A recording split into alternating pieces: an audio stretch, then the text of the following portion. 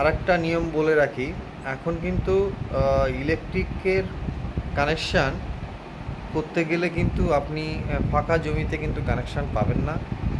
আপনাকে কিন্তু প্ল্যান করে, সাংশন প্ল্যান করে সেই প্ল্যান আপনাকে জমা করতে হবে।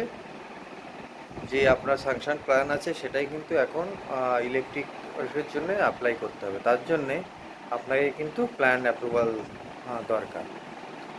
এবং আরেকটা জিনিস হচ্ছে, জমিতে লোন করতে গেলেও, বাড়ি করতে গেলেও লোনের জন্য আপনার কিন্তু প্ল্যান অ্যাপ্রুভাল মাস্ট।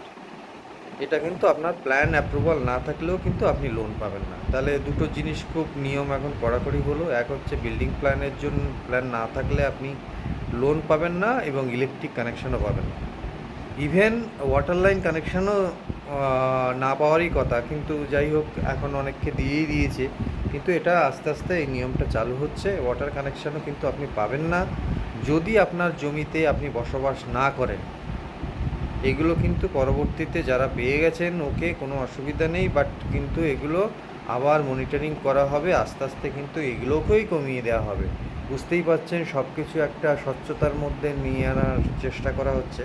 দেখা যাক কী হয়।